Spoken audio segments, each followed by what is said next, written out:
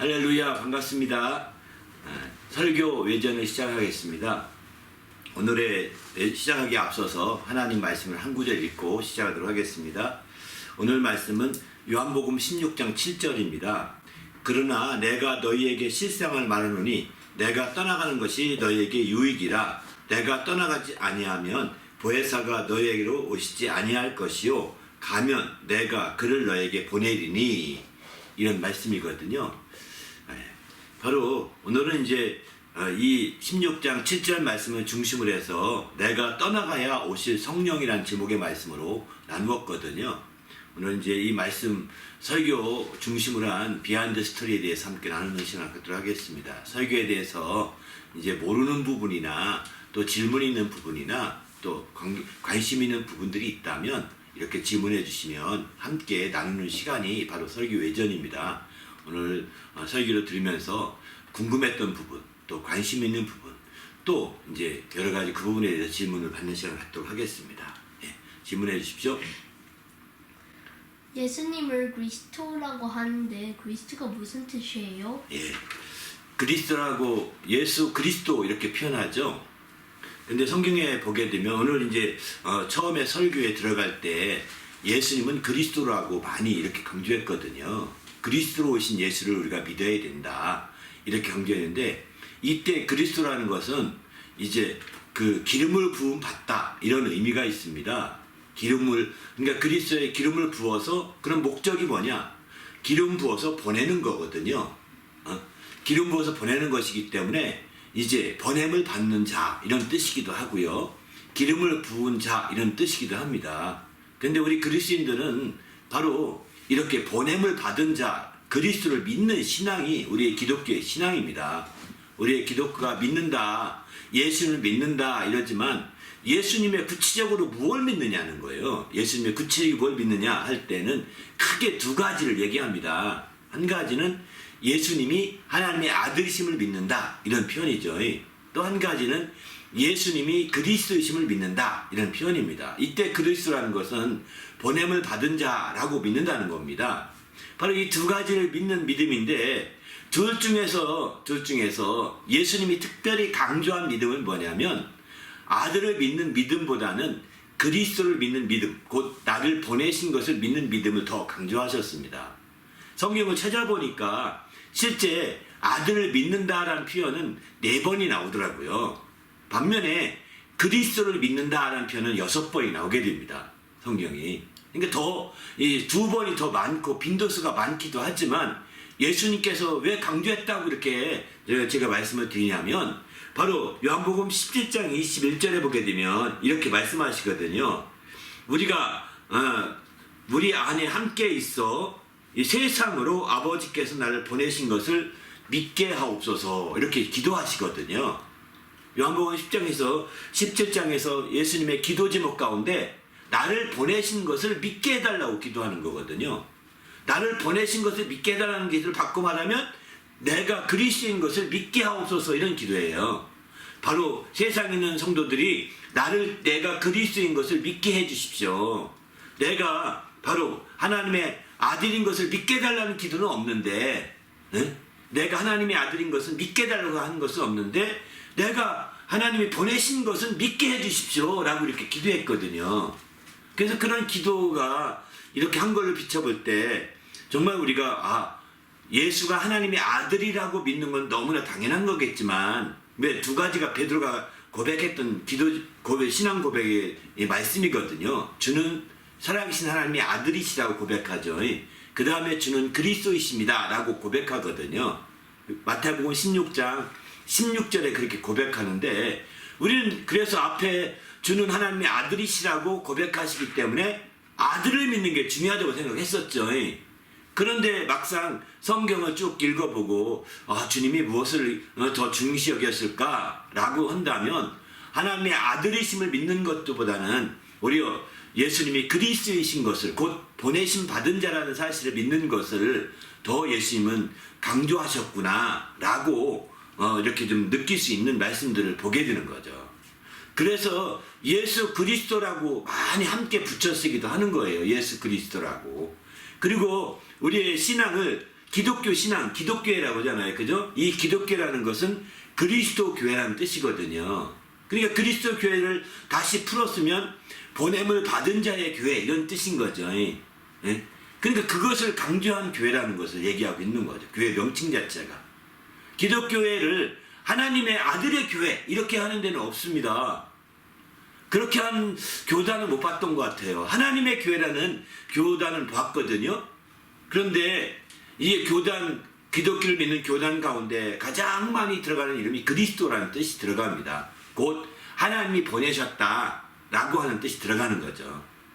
그래서 우리는 하나님이 보내신 받은 것을 예수님이 믿게 해달라고 기도한 것처럼 이것은 더 강조할 부분이고 더 우리가 그것을 확실한 믿음을 가져야 되겠다는 생각이 드는 겁니다. 그럴 때 우리가 더 귀한 믿음을 가질 수 있는 거죠. 그러나 하나님의 아들이라 그러면 반대로 왜 하나님의 아들을 믿게 해 주십시오 이렇게 기도 안 했을까? 그것도 기도할 법도 한데 그 기도는 안 했던 거거든요. 그렇게 기도는 주님 예수님이. 그리고 우리가 또 성경에서도 신약 성경에서도 하나님의 아들을 믿는다 이런 표현들은 오히려 4번밖에 안 나온단 말이에요. 그리스도를 믿는다는 표현은 6번이 나오는데 빈도도 적단 말이에요. 그런 거 본다면 그래서 기독교를 하나님의 아들의 교회 이렇게는 안 한다고 표시 안 합니다. 하나님의 교회라고 표시는 하는데 그런 표현한 교단들이 있는데 그리스도의 교회라는 표현도 있고 또 예수 그리스도의 교회 그리스도 예수의 교회 이런 표현들은 다 그리스도라는 표현 다 들어가요. 대개가. 그런데 하나님의 아들이라는 표현은 안 들어가요. 거의 하나님이라는 표현 들어가도요. 그런 걸 볼 때 우리가 예수님이 강조한 말씀처럼 그리스도라는 표현이 우리에게 참 중요하다 생각 들고 그 얘기는 바꿔 말하면 바로 하나님이 그를 보내신 것을 믿는 신앙이 중요하다는 것입니다. 우리 기독교 신앙에서 궁극적으로 우리가 지향하는 바는 영원한 생명을 우리는 소망합니다. 그 영원한 생명이 뭐냐면 영생이라고 그러잖아요. 근데 이 영생이 무엇이냐? 요한복음 17장 3절에 보면 영생은 유일하신 참 하나님과 그가 보내신 자 예수 그리스도를 믿는 것이다 이렇게 표현하거든요. 바로 영생이라는 것은 유일하신 참 하나님과 그가 보내신 자 예수 그리스도를 믿는 것, 곧 아는 것이라고 표현하는데 바로 예수 그리스도에 믿어야 되는 거죠. 알아야 되는 거죠. 이런 신앙이 될 때 우리 주님 앞에서 바로 유일하신 참 하나님과 그가 보내신 자 예수 그리스도 이 관계를 확실히 아는 게 중요하다는 것입니다. 이것을 우리가 알 때 기독교 신앙의 본질적인 면에서 아주 접근할 수가 있는 거죠. 하나님의 아들이라고 하는 개념을 우리가 아는 것도 굉장히 중요하지만 이제 예수님이 보내신 받은 자는 그리스도라고 아는 것은 굉장히 더 중요하다 이런 생각이 듭니다. 반면에 하나님의 아들이라고 하는 것을 주님이 크게 강조하지 않았던 이유는 뭘까 이런 생각을 좀 해봤거든요. 그것은 바로 예수님이 많은 능력을 행했잖아요. 무리를 걸어가기도 하시고 오병이요 어린아이에 점심 하나 가지고서 5,000명을 먹이기도 했거든요. 사람으로는 불가능한 일입니다. 그리고 이제 가나의 혼잔치에 가면 포도주가 떨어졌는데 맹물로 포도주를 만들었어요. 예수님이. 사람으로는 할 수 없는 일이에요. 그러니까 이렇게 사람으로 할 수 없고 또 그런 역사 이적과 기적이 나타나게 되니까 바로 다 놀랍게 그분을 이분은 우리 사람과 다르다. 이분은 분명히 하나님의 아들이시다라고 인정을 하는 거예요. 그런 놀라운 능력을 통해서 그래서 하나님의 아들이시라고 고백하는 사람은 굉장히 많이 나왔습니다. 많은 사람들이 복음서에 보면 저는 하나님의 아들이었도다 이렇게 고백해. 왜? 사람으로서 상상할 수 없는 일이 그분으로 말미암아 벌어지면 그분으로 벌어지면 하나님의 아들이라고 말하는 거거든요. 이렇게 되니까 정말 굉장한 거죠. 그런데 그리스도라고 고백하지 않는 거죠. 그런 고백은 별로 없는 거예요. 그러니까 예수님은 그래서 내가 하나님께 날 보내신 자인 것을 믿게 해달라고 간절히 기도합니다. 그러면서 내 양식이 뭐냐? 나를 보내신 이의 뜻대로 하는 게 내 양식이다. 예수는 양식이래요. 그게. 내가 온 것은 뭐냐? 그분 뜻대로 행하는 게 내 뜻이다. 이렇게 말하는 거죠. 그만큼 바로 그를 보내신 이의 뜻대로 하고 그 보내신 이의 일을 이름으로 양식 삼은 예수님이시거든요. 그래서 예수님께서는 이적과 능력을 통해서 하나님의 아들 된 걸 나타냈음에도 불구하고 이제 그리스도이심을 하나님의 보내신 자가 되심을 믿게 하려고 굉장히 기도했던 것이고 강조했다고 이렇게 볼 수가 있는 거죠. 우리도 예수님을 믿을 때 예수님이 하나님의 아들이시라고만 믿지 마시고 예수님이 우리의 그리스도이심을 더 확실하게 믿으시기 바랍니다. 그럴 때 우리 신앙이 더 돈독해지고 더 분명한 신앙이 될 거라고 확신합니다. 우리 교회는 기독교회입니다. 곧 그리스도의 교회입니다. 예수 그리스도의 교회입니다. 바로 예수 그리스도의 교회는 하나님의 아들의 교회라고 이렇게 표현한 적은 없습니다. 그러나 그리스도의 교회라고 표현한 적은 많지 않습니까? 그렇기 때문에 우리의 기독교 신앙이라고 표현하는 거죠. 이런 그리스도의 교회로 신앙을 바르게 정립하기 위해서 보내심 받은 자 그리스도에 대한 이해가 굉장히 필요한 것 같아요. 귀한 질문해 주셔서 감사합니다. 감사합니다. 네. 우리가 초기 신앙 때 예수를 믿고 영접해서 구원받는다가 머릿속으로 이해했었는데 이제 말씀 들었을 때 예수님이 아버지를 어떻게 구하고 아버지와 어떤 관계였는지 그 관계가 중요하다는 생각이 들었는데 그렇죠. 그러니까 성경에 하나님 아들을 믿으면 영생이 있고 아들을 믿자면 영생이 없다 이런 말씀도 하거든요. 아들을 믿는 신앙을 반감하려고 지금 얘기하는 건 아니거든요. 조금 전에 말씀 이렇게 그리스도에 대해 강조한 것은 바로 같이 믿어야 되는 거죠. 한쪽은 그리스도로 한쪽은 하나님의 아들로 이렇게 믿는 겁니다. 근데 그래서 하나님의 아들을 믿지 아니하면 아버지가 없다는 겁니다. 아버지가 없으니 영생이 없는 거죠. 아버지 없는 신앙 영생 어찌 없지. 그래서 성경에서는 아들을 믿는 것이 믿지 아니하면 영생이 없고 아들을 믿는 자는 영생이 있고 이렇게까지 성경은 표현하고 있습니다. 그러니만큼 우리는 아들을 믿는 신앙이 굉장히 중요한데 왜 그러면 아들을 믿는 것이 중요하냐? 아들을 믿으면 그를 낳으신 아버지를 믿는 거거든요. 아들을 믿으면 그를 낳으신 아버지를 믿는 겁니다. 여기서 예수님을 보내신 자로서 그리스도 곧 보내신 자를 강조하는데 그를 보내신 분이 누구냐? 성경은 참 하나님이라고 요한복음 17장 3절에 이렇게 말하고 있지만 참 하나님이 그분이 하나님의 아버지가 되시는 거 하나님이시면서 아버지가 되시는 거죠. 참 하나님이 아버지가 되시는 겁니다. 바로 예수 그리스도의 아버지가 되시는 거죠.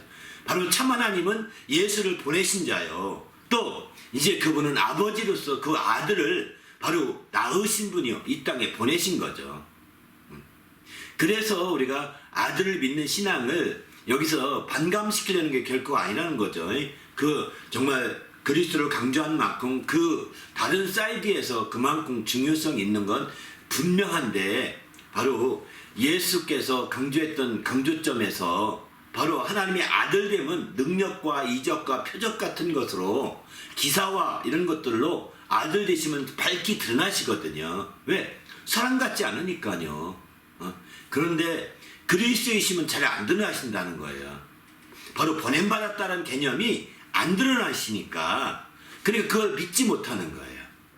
그래서 아버지께 날 보내신 것을 믿게 하옵소서라고 요한복음 17장 21절에 강조하고 계신 거죠. 믿게 해달라고 하나님이 날 보내신 것을 저들이 믿게 해달라고 기도하는 겁니다. 또 너희가 영생 얻기를 소망하는데 그런 영생은 바로 유일하신 참 하나님을 믿으면서 또 그가 보내신 자 예수 그리스도를 믿는 것 거기 본문에서는 그 17장 3절에는 아는 것이다. 심지어 이렇게 표현합니다. 아는 것 이렇게 표현하는데 그만큼 믿는 것과 아는 것 이렇게 믿는 것이라고 해도 뭐 틀린 말은 아니지만 사실 성경 말씀대로 아는 것이라고 표현 쓰기가 정상이거든요. 이 아는 것이라고 하는 것은 다시 말해서 경험하고 체험하는 것입니다.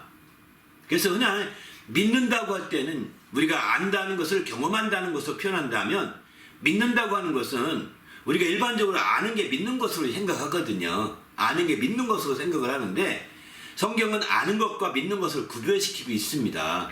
아는 것과 믿는 것을 에베소 4장 13절에 보게 되면 하나님의 아들을 믿는 것과 아는 일에 하나가 되어야 된다 이렇게 말하거든요. 그러니까 분명히 믿는 것과 아는 것이 다른 거죠. 성경에서는 믿는 것은 그럼 뭐냐? 이해하는 것입니다. 우리가 믿는다고 할 때, 그것을 안다고 할 때 그것을 이해하는 것이죠. 이해하는 것을 믿는다고 볼 수가 있는 것이고, 그럼 성경에서 안다고 하는 것은 뭐냐? 헬라어로는 그게 기노스코라고 하는데 그 표현은 바로 이제 경험한다, 체험한다 이런 뜻이 있습니다. 그래서 경험하고 체험함으로 말미암아 알게 되는 거죠. 다시 말해서 이해한 것으로 끝나지 말고 경험하고 체험해야 된다는 것입니다. 이해한 것으로 끝나지 말고 경험하고 체험해야 이게 진짜 알게 되는 거. 그래야 하나가 되는 것이고 그래야 온전한 믿음을 갖게 되는 것이다 라고 에베소 4장 13절은 그렇게 강조하고 있습니다. 그러면 믿는 것과 아는 것 이렇게 말하면 그럼 믿음은 행함으로 온전해진다고 하는데 어떤 관계냐? 사실은 아는 것이 행함입니다. 아는 것이. 안다고 할 때, 경험한다고 할 때 행하지 않고 경험하지 못하거든요. 행하지 않고. 행해야 경험이 되는 겁니다.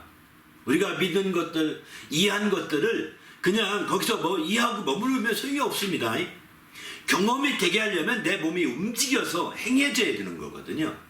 행할 때 비로소 알게 되는 것이고 알게 될 때 드디어 하나님의 놀라운 역사가 나타나게 되는 거죠.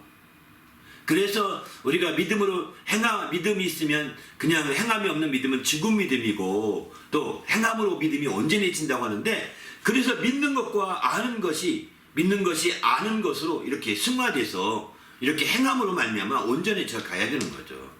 그래야 바로 우리 믿음이 온전한 믿음을 갖게 되는 겁니다. 그냥 마음속으로 믿는다 이런 고백만으로는 이게 온전하지 못한 것 같습니다. 마음속으로 믿는다라는 것을 끝나지 마시고 그것을 통해서 확실하게 아는 것이 되고 체험하는 것이 되고 행하는 것이 될 때 확실한 믿음, 살아있는 믿음이 되는 거죠.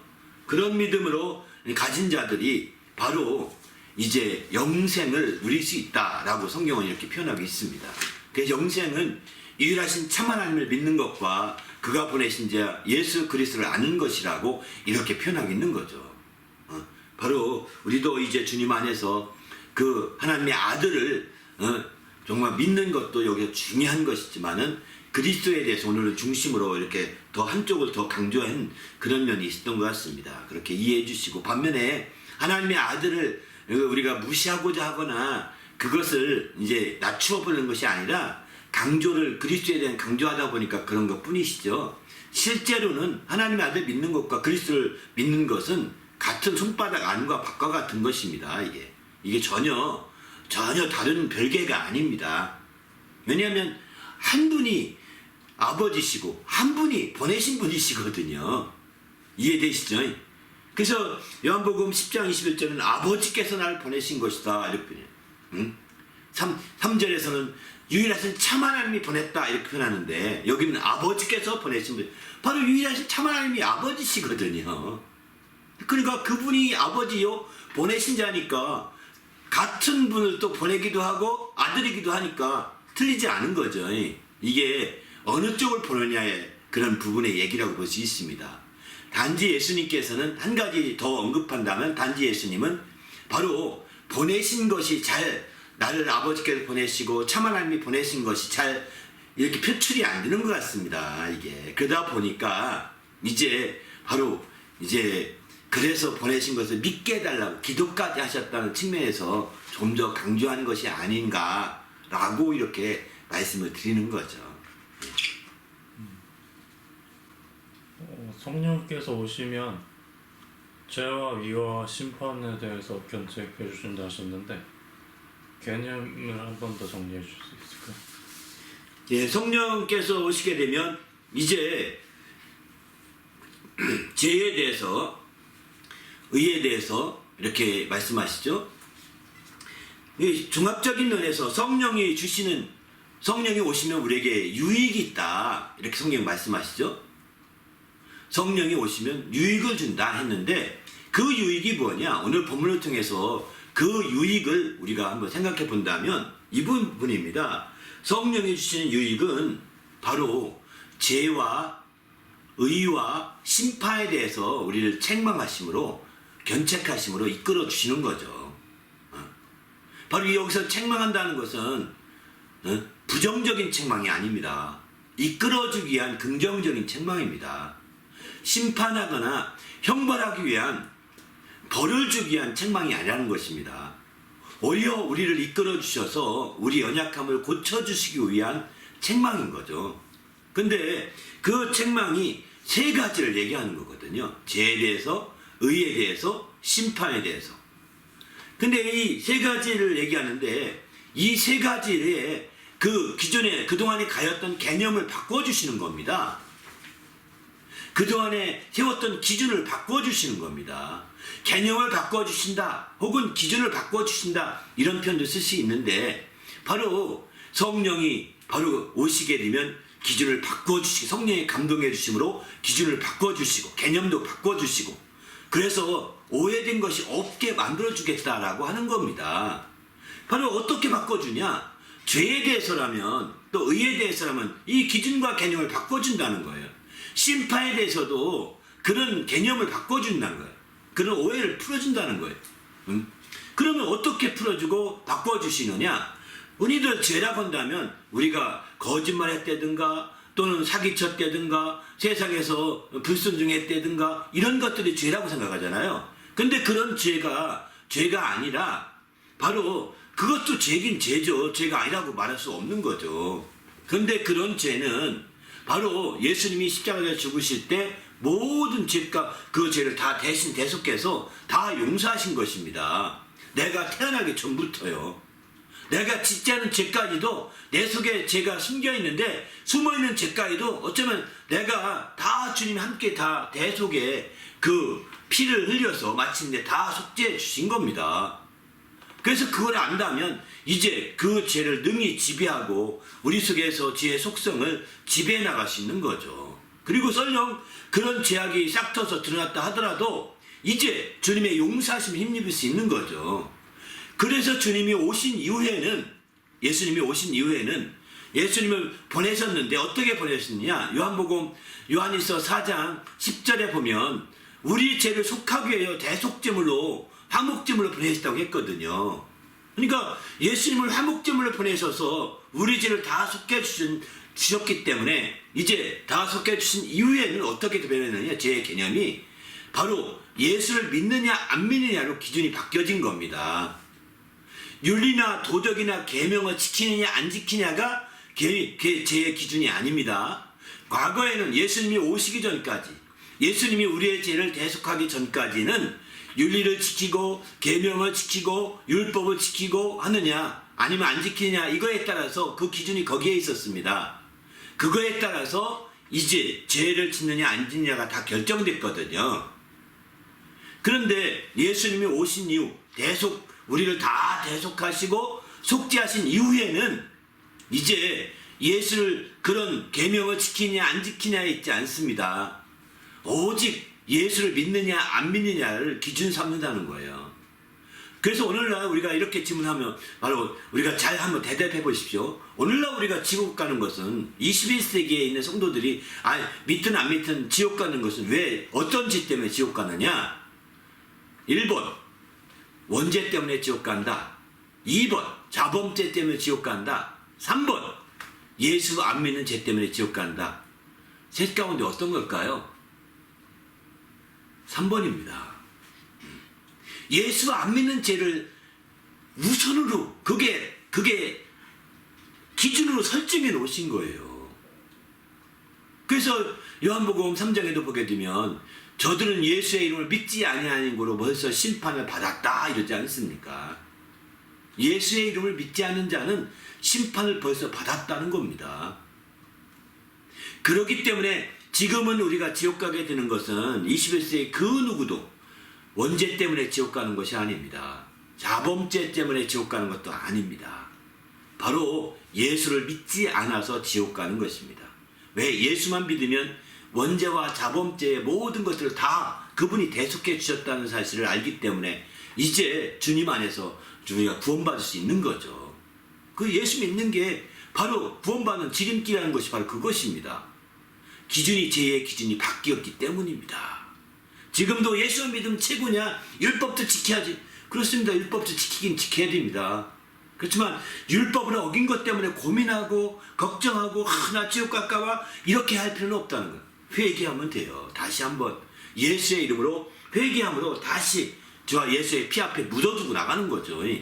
그리고 우리는 예수 믿고 예수의 그 보혈로 내 영혼이 깨끗해지고 새롭게 되었음을 시인하면서 예수를 믿고 나가는 겁니다. 기준이 바뀐 겁니다. 두 번째, 바로 의에 대한 기준이 바뀌었어요. 그전까지는 의라고 할 때 바로 계명을 지키고 또 윤리를 따르고 바르게 살게 될 때 다 의라고 했거든요. 세상은 그렇게 해서 의인을 상을 주기도 합니다. 얼마나 중요해요. 그런데 예수님이 오신 이후에는 의의 기준이 달라졌습니다. 왜? 세상에서 계명을 지키고 바르게 산 의의 의로는 구원받을 수 없기 때문입니다. 우리가 구원받으려면 의가 있어야 구원받게 되는데 세상에 있는 의로는 구원받을 자가 한 명도 없습니다. 왜냐하면 성경에 이미 말씀했거든요. 의인은 없나니 하나도 없다고 했거든요. 그러니 세상에 의인이 없는 하나도 없다고 한 그런 세상에서 나는 그 의를 세상에 있는 의로 하나님이 인정할 수가 없다는 거예요. 그래서 우리는 의의 기준이 바뀌었는데 그 기준은 바로 예수님인 거죠. 예수님이 의의 기준이 되셔서 이제 예수를 믿는 것이 의가 되는 겁니다. 예수를 믿는 것이. 그런데 예수를 믿어야 되는데 예수님이 안 보이셔. 그래서 여기 보면은 의에 대하여는 바로 이렇게 표현하고 있는 거죠. 내가 아버지께 가니 너희가 다시 나를 보지 못하며 이렇게 말합니다. 너희가 다시 나를 보지 못하니 예수님을 가까이 보면 예수님을 의로 삼을 텐데 왜? 겉에 예수님을 가까이 보면 겉에라도 그분을 따라가려고 할 거 아니겠습니까? 그래서 의를 그 기준으로 따라가려고 할 텐데 예수님이 안 보이니 이제 어떻게 하겠느냐? 또 잘못하면 세상으로 갈 수밖에 없는 거죠. 그러나 살 길이 있습니다. 뭐냐면 예수를 믿는 믿음을 의로 여기신다고 성경은 말씀했잖아요. 그래서 예수를 의로 삼고자 하는 자들은 예수를 끝까지 믿는 거예요.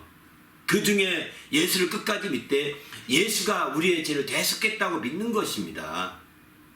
예수가 우리의 죄를 다 짊어지고 마침내 죽으셨다가 그 죄는 십자가에 매달려 놓으시고 예수는 부활하셨다고 믿는 것입니다. 이런 믿음을 가질 때 믿음을 의로 여기신다고 했어요.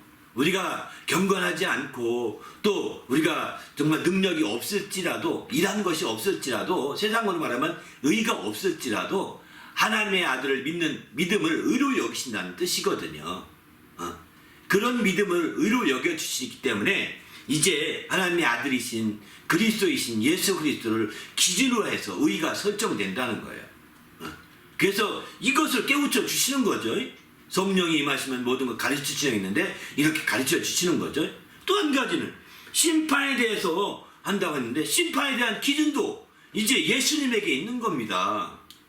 근데 그러면 그동안에 많은 사람들은 심판하게 되면 먼 훗날에 언젠가 심판하실 거야. 먼 훗날에 심판이 있을 테니까 우리가 잘 살아야 돼. 바르게 살아야 돼 하면서 심판을 대변해서 많아요. 불신자 가운데도요.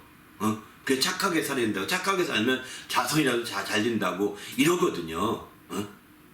그러나 심판은요.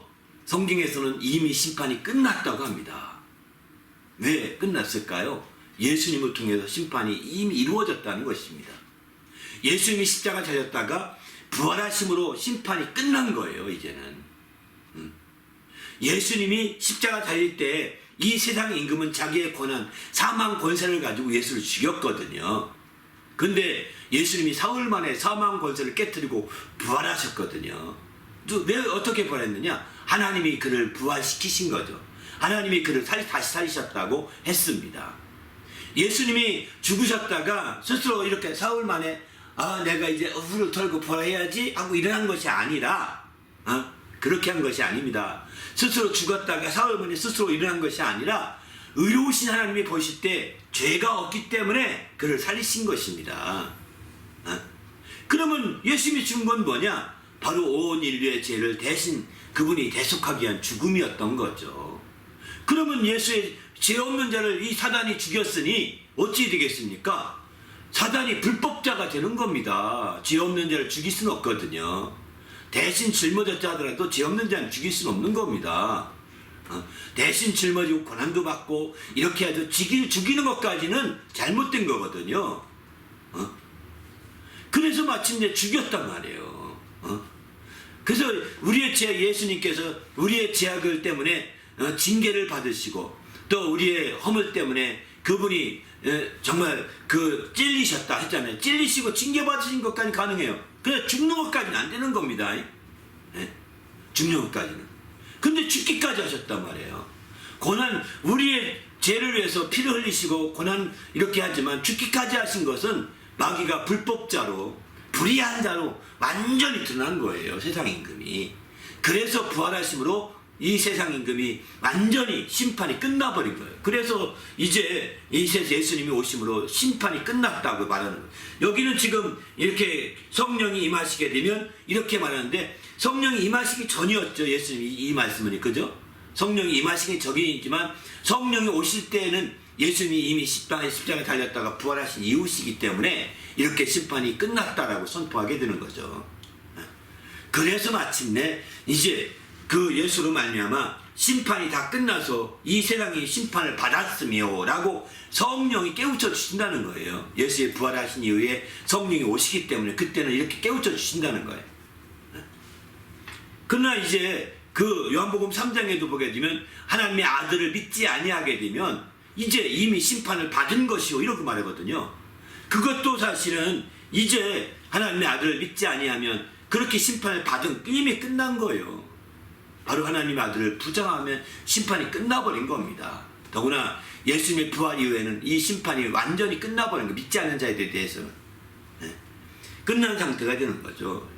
그래서 이제 그러면 그 심판이 끝났다는 것을 깨우쳐주는 것이 성령이라는 거죠. 그러면 이제 심판이 또 백보자 심판이 있고 최후의 심판이 있다고 그러는데 그건 무엇을 의미하느냐? 이것은요 믿는 자들을 위해서 심판을 유보하신 거예요. 이것은 믿는 자들이 더 하나님의 뜻대로 살라고 하는 그런 정말 그들에게 도움 주려고 더 상급을 받고 하나님의 뜻대로 살 수 있는 길을 열어주려고 그때까지 미루신 거거든요. 그러니 그것을 하나님 뜻대로 살아 상급받으려고 생각하지 아니하고 에이 잘됐다 심판도 미뤄서 더 놀자 이런다고 한다면 말이 안 되는 거죠. 우리 모두가 이제 주님 앞에 새롭게 되시길 바랍니다. 우리 주님의 이와 같은 이런이 얼마나 큰 유익이 있겠습니까? 이런 유익들을 경험하고 체험하는 성도가 되시길 바랍니다. 이 종합적인 면에서 이렇게 성령이 임하시게 되면 이렇게 종합적인 면에 큰 유익이 있다는 거예요. 이런 유익을 깨달으시면 우리 신앙을 더 잘하시지 않겠습니까? 성령이 오시게 되면 바로 이 모든 것을 가르치라고 했는데 이런 것들을 가르쳐 주시는 거예요. 저도 이걸 어떻게 알았겠어요? 성령이 가르쳐 주셔서 알게 된 거죠.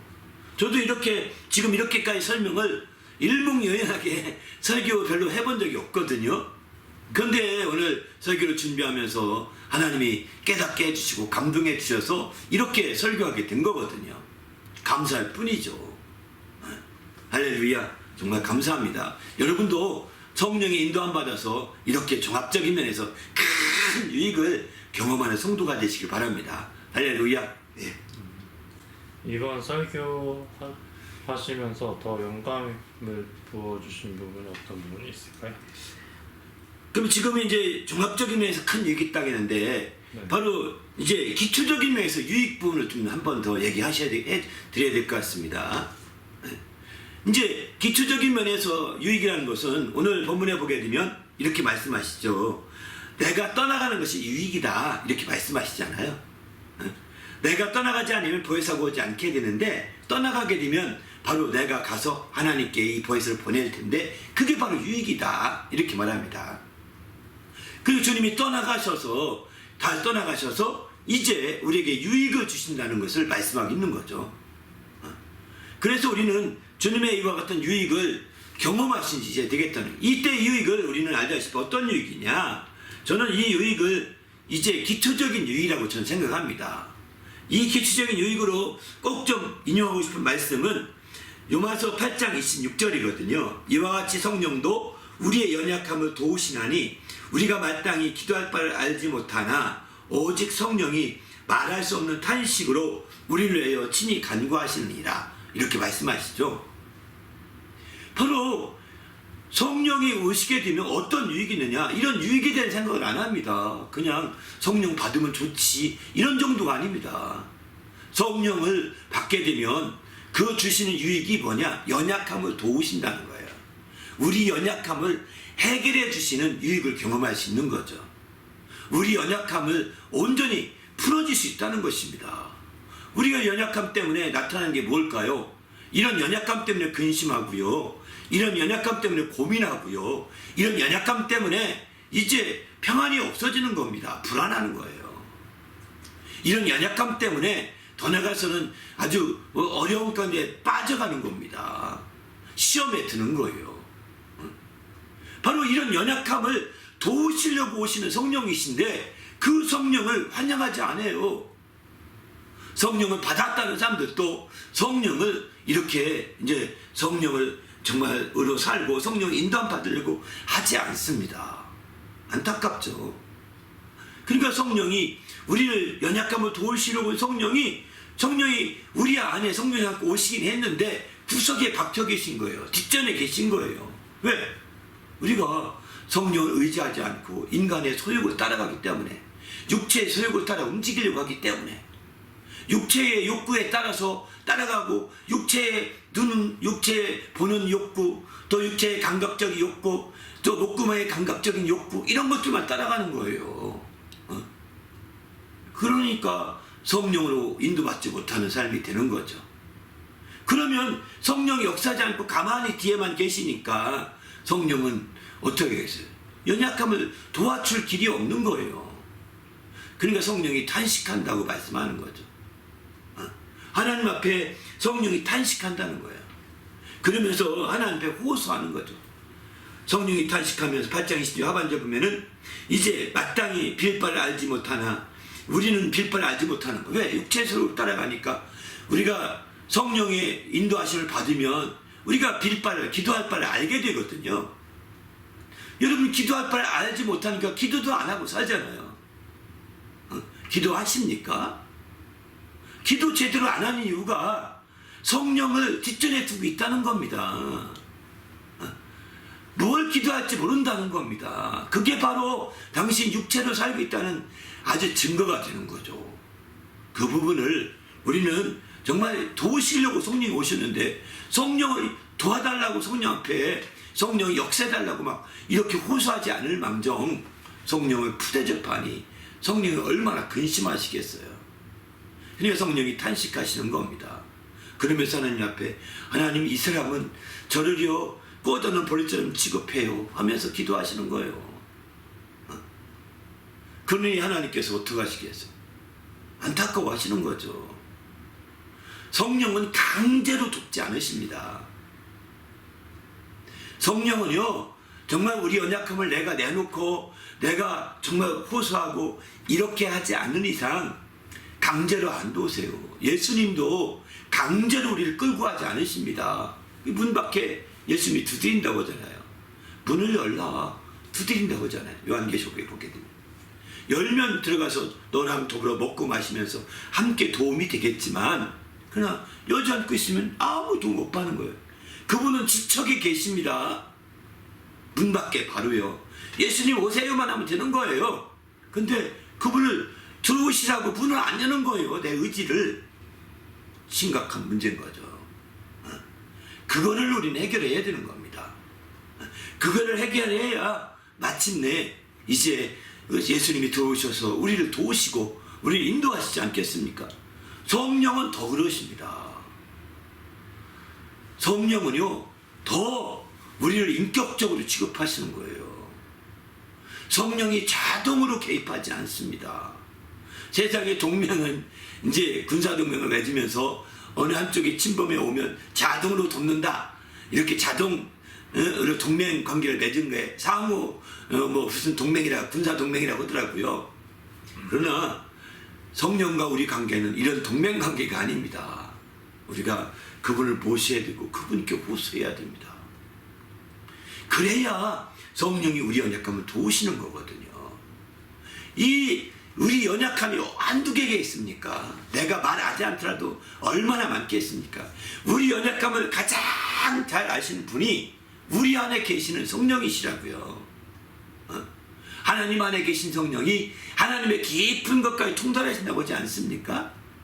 그러니 하나님의 뜻대로 기도하시는 분이시죠. 하물며 성령이 우리와 함께 하신다면 성령은 우리 안에 계셔서 가장 연약한 것을 아시는 분이세요. 그런 연약한 것을 성령이 아시고 성령이 앞세우고 성령으로 살고 성령을 행한다면 그런 연약한 부분을 다 도움받을 수 있는 거죠. 그래서 이렇게 성령의 도우심으로 도움받으시길 바랍니다. 할렐루야. 그럴 때 마침내 우리가 놀라운 하나님의 역사를 이뤄갈 수 있는 거라고 저는 확신합니다. 그게 성령의 도우심으로 새롭게 될 수 있는 아주 귀한 것이죠. 우리도 이런 성령의 도우심으로 새롭게 되어서 우리 하나님의 영광을 드러내시길 바랍니다. 여기서 오해하지 마십시오. 성령이 연약함을 도우신다고 하니까 육신의 연약함을 돕는 거 아닙니다. 성령을 모셔와서 육신으로 돈 부족한 거 성령이 돈 꺼라고 이렇게 꺼오신 분이 아니십니다. 육신의 연약한 걸 도우시는 그런 분이 아니라는 거예요. 성령이 또 육신의 건강에 부족한 거 도우려고 오는 분이 아닙니다. 또 정말 학식에 부족한 거 도우려고 오신 분이 아니라는 겁니다. 그런 분이 아니기 때문에 우리는 주님 앞에서 이제 철저히 하나님 말씀을 통해서 우리가 새롭게 되어야 되는 거죠. 성령은 우리 영혼의 연약함을 도우시려고 오신 것이지 육신의 연약한 것을 빌미 삼아서 성령을 거기에 적용하려고 하지 마시기 바랍니다. 어떤 사람은 정말 오순절 교회인데 성령을 굉장히 강조하는 교회죠. 근데 그런 교회 부흥회 갔더니 그랜저를 주시옵소서, 아파트를 주시옵소서 이렇게 기도합니다. 성령을 그런 데 쓰려고 한다면 오해입니다. 잘못입니다. 성령은 아파트 주려고 오신 분이 아니십니다. 성령은 그랜저를 주려고 오신 분이 아니십니다. 성령은 우리 영혼의 연약함, 우리가 근심하는 그 연약함, 염려하는 그 연약함. 여러분, 우리가 알다시피 육신적으로 풍성해도 다 근심이 있습니다. 육신적으로 다 넉넉해도 염려가 있습니다. 육신적으로 아주 풍요해도 고민이 있습니다. 이게 다 영적인 부분들에서 나타나는 것들이거든요. 그런 부분을 도우시고자 하는 거예요. 이제 그런 연약함들을 성령은 더 많이 하십니다. 나는 부족함이 없다. 나는 고민이 없다는 분이 있을 거예요. 나는 근심도 없다. 나는 염려도 없다. 걱정도 없다는 분이 있을 거예요. 당신이 너무 거만한 거예요. 그렇게 말하면. 분명히 당신 속사람은 울고 있을 것입니다. 당신의 속에 그 영혼은 정말 얼마나 연약한지 당신 예수를 부정하는 만큼 연약한 거예요. 그것을 알고 속사람은 울고 있을 것입니다. 성령이 그런 사실을 보면서 성령도 그 연약함을 도우려고 하시는 거죠. 당신이 성령을 받으면 그런 연약함을 도움받아서 모든 연약함을 새롭게 해결받을 수 있는 길이 열리게 되는 거죠. 이런 멋진 신앙으로 한 단계 업그레이드되는 신앙이 되시기를 예수님의 이름으로 축원합니다. 할렐루야. 그래서 기초적인 면에서 바로 성령을 주실 때 기초적인 면에서 큰 유익을 꼭 좀 누리시기 바랍니다. 그리고 이제 또 나가서는 종합적으로 정말 죄에 대해서 의에 대해서 심판에 대해서 깨우쳐 준다고 했거든요. 그런 것들을 통해서 더 영적인 풍부함으로 큰 유익을 경험할 수 있다면 더 이루 말할 수 없는 거죠. 이런 놀라운 함께 큰 유익을 경험하는 성도가 되기 위해서 성령을 받아야 합니다. 성령의 감동을 받아야 하고 성령의 충만함을 받아야 합니다. 성령으로 침례를 받아야 합니다. 성령을 내주에 힘입고 성령의 임하심을 경험해야 합니다. 그럴 때에 이 모든 유익함을 경험할 수 있는 거죠. 이를 위해서 주님께서 성령을 보내시기 위해서 아버지께 가신다고 하셨습니다.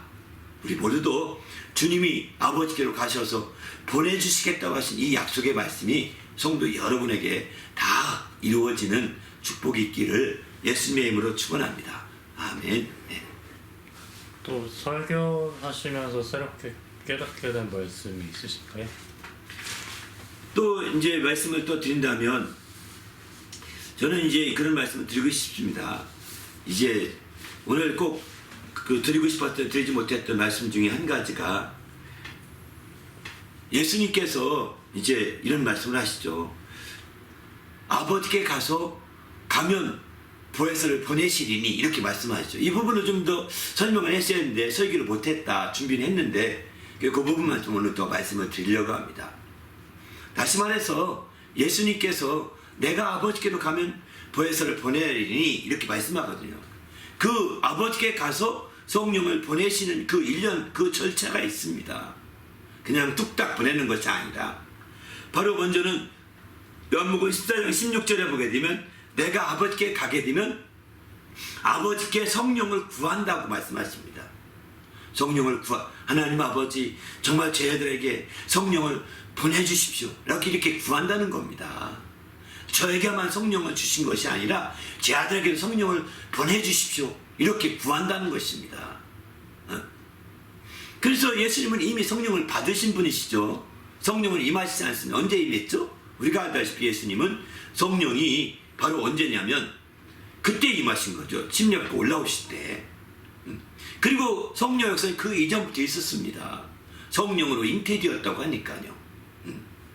그리고 마침내 그 성령이 비둘기같이 보이게 보이는 성령으로 보이는 것처럼 임하신 것은 침략받고 올라올 때죠. 제 아들에게 보이는 것으로 성령이 임하신 것은 오순절날이었죠. 오순절날. 그렇게 오순절날에 성령이 임하도록 예수께서 부활하시고 아버지께 가신 이후에 열흘 뒤에 임하신 거예요. 그렇게 임하셨는데 하나님 제 아들에게도 이 성령이 임하게 해주십시오. 저들이 예수님을 따르지 않고 제 말을 제가 약속한 약속을 붙들고 기도하고 있습니다. 하나님 아버지요 정말 아버지요 저들에게 응답해 주십시오. 저들에게 성령을 보내주십시오 라고 아버지께 구하는 겁니다. 이렇게 구하면 이제 그가 아버지께서 또 다른 보혜사를 너희에게 주신다는 거예요. 어떻게 주시느냐? 바로 주시는 것은 이제 바로 그것을 아들에게 주셔서 사도행전 2장 33절에 보면 아들이 그 성령을 받는다는 것입니다. 그래 그러면 내가 보내주거라 하고서 아들에게 성령을 주시는 거죠. 아들이 그 성령을 이제 제 아들에게 부어주시는 것입니다. 아들이 그 성령을 받아서 제 아들에게 부어주시는 거예요. 그래서 마침내 이제 성령을 주시는 거죠. 그래서 사도행전 2장 33절에 보게 되면 약속할 성령을 아버지께 받아서 이렇게 표현하거든요. 아버지께 받는다는 거예요. 그리고 우리가 보고 들었던 이 성령을 그분이 부어주신 것이다. 이렇게 그분이 아버지께 보내준다는 성령이 최소한도로 이 두 번의 과정이 있다는 것입니다. 두 번의 과정이. 아버지께 먼저 구하는 과정, 또 아버지 그 기도를 들으시고 아버지께서 아들에게 성령을 주시고 아들이 성령을 부어주시도록 하는 일련의 과정이 두 단계의 최소한도의 과정이 있는 거죠. 좀 더 단계를 세분한다면 최세 단계로 볼 수 있는 거죠. 먼저 아버지께 구하고 두 번째는 아버지께 받으시고 세 번째는 아버지 그 성령을 이제 아들이 보내주시고 약속하신 대로 이렇게 세 단계로 표현도 할 수도 있겠죠. 이렇게 해서 이제 성령을 보내주시게 되는 거예요. 그가 가면 성령을 보내주시겠다는 그런 모습이 여기에 나타나게 되는 거죠. 그래서 이제 주님께서 이렇게 성령을 구해주시는데 주님은 그래서 이 성령을 바로 아버지께 가서 구한다고 했는데 그 뒤에 사도들은 이 땅에 있는 동안에 성령을 구합니다. 그렇게 해서 주님의 기도로 성령을 받은 사도들이 나가서 이제 또 다른 성도들에게 성령을 받도록 기도할 때는 어떻게 하느냐? 그들이 성령을 받도록 기도할 때는 아버지께 가서 사도들이 기도하지 않습니다. 바로 그들이 직접 이제 있는 그 자리에서 정말 기도할 성령이 받도록 그러니까 성령이 임했다고 했습니다. 우리가 받은 성령과 똑같은 성령이 임하더라 이렇게 말합니다. 왜 이런 일이 예수님께서는 아버지께 가서 성령을 보내주셨는데 왜 사도들은 그 제자들이 성령 받도록 할 때 아버지께 가기 전에 이 땅에서 기도해서 성령을 받게 하느냐? 그 차이는 어떤 차이가 있느냐? 큽니다, 차이가.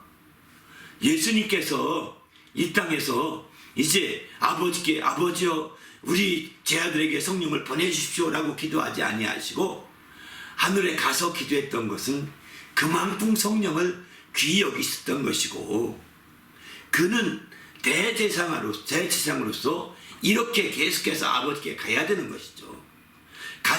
갔어야만 된 거죠. 그런데 때마침 가야 되는 그런 상황 속에서 아버지께 기도한 거예요. 더 나아가서는 그분이 아버지께 가야 됐던 것은 이제 성령이 임할 수 있는 바로 거룩한 심령이 되지 못했던 것입니다. 그래서 성령을 받으라는 것도 부활하신 이후에 대속을 확정지은 이후에 성령을 받으라고 했고 그 후에 성령을 받을 준비를 계속 시키는 거였거든요. 성령을 받을 준비를 시켜서 성령이 받을 만한 상황을 주님은 아시는 거예요. 바로 그렇게 되기 전까지 그는 아버지께 가서 구했던 거죠. 그리고 성령을 받을 만한 환경이 됐고 상황이 됐을 때 하나님의 아들은 그 모든 걸 판단할 수 있거든요. 중심을 보시기 때문입니다. 그래서 그때에 성령을 보내주셔서 바로 오순절날에 성령을 받게 된 거죠. 그런데 말이죠. 사도들은 이제 왜 그러면 하나님께 가기 전에 성령을 구해 땅에서 설교하면서 설교 끝나고 성령을 구해서 성령을 받게 하느냐? 사도들은 예수님과 다릅니다. 사도들이 만약에 예수님과 똑같은 절차로 성령을 존중해서 하나님께 간다면 사도들이 중보자가 되는 겁니다. 근데 중보자는 예수님 한 분밖에 안 계시거든요. 사도들은 중보자가 아닙니다. 사도들이 성령을 받게 달라고 간절히 기도하실 때에도 성령 밖에는 중보자가 아닙니다. 오직 중보자는 예수님밖에 없는 거예요. 그래서 성령을 보내실 때도 예수의 이름으로 보내신다고 말씀하시는 것도 바로 예수님을 중보로 해서 성령을 보내신다는 거예요. 사도 이름으로 성령을 보내신 적이 없습니다. 사도들이 기도하는 것은 주여 저들에게 약속대로 성령을 보내주시옵소서 간절히 기도하잖아요. 그 기도할 때 사도 베드로의 이름으로 기도합니다. 아멘. 이렇게 합니까? 아닙니다. 예수의 이름으로 기도하잖아요. 그러면 예수의 이름으로 기도하는 것은 예수님이 그 이름을 가지고 기도한 내용은 예수님이 받아서 또 아버지께 기도한다는 뜻입니다. 아버지께. 그러면 우리가 예수의 이름으로 사도들이 예수님께 기도하는 거면 예수의 이름으로 기도하면 그 예수님이 그 이름으로 받은 모든 기도가 또 아버지께 상달되고 아버지께서는 그 예수의 이름으로 아들에게 주셔서 그 성령 아들이 또 우리에게 보내주시는 겁니다. 사도들이 받은 성령을 따로 받는 것이 아닙니다. 우리가 제 아들이 받은 성령이 바로 예수님이 받은 성령을 거기서 이렇게 새로 이렇게 분리되어 주신 성령이 아니라 아버지께 나오는 성령이 다시 받잖아요. 사도들이 성령을 구했다고 해서 사도들이 받은 성령을 분리해서 주는 것이 아니라 왜? 사도들이 중보자가 아니기 때문에 분리하는 것이 아니에요. 또 예수님이 중보자가 되심에도 불구하고 예수님의 성령을 나누어 주지 않았고 아버지께 구해서 아버지의 안에 있는 성령이 이 사람에게 별도로 바로 성령이 임하도록 기도하시는 거예요. 바로 이것이 다른 점이죠. 엄청난 다른 점입니다. 그래서 오늘날 우리가 성령을 받게 된 것이죠. 21세기에 성령의 운동이 시작됐습니다. 새롭게 펜티코스탈 운동이라고 표현하죠. 그들은 어떤 목사나 어떤 사람이 그렇게 기도해서 성령 받은 게 아닙니다. 그들은 성경을 보다 보니까 사도행전 역사가 이렇게 나타났는데 우리가 이대로 기도하자. 응답을 하고 안 하고는 하나님께 달린 것이고 우리는 이 말씀 그대로 믿자. 신학에서는 이 말씀이 이제 옛날로 정결됐다고 하는데 우린 신학보다 이 말씀을 더 믿는다. 신학의 말씀, 신학의 유명한 학자들 말씀보다는 이 말씀을 믿기 때문에 이 말씀을 따라 기도하고자 해서 기도했더니 그 말씀을 따라서 그들도 성령이 그대로 임했던 거예요. 그들이 누구의 이름으로 기도했을까요? 자기 이름으로 기도했을까요? 예수의 이름으로. 하나님 예수의 이름으로 기도하오니 정말 성경이 약속하신 이 말씀, 예수님이 기다리다가 하신 이 말씀 이루어지게 하여 주시옵소서. 간절히 기도하시고 그 기도를 하는 모습을 본 예수님은 가만히 있으시겠어요? 아버지 하나님, 저들이 내 이름으로 기도하는 거 보셨죠? 아버지, 저들에게 성령을 보내주십시오. 저들에게 성령이 역사하게 해주십시오.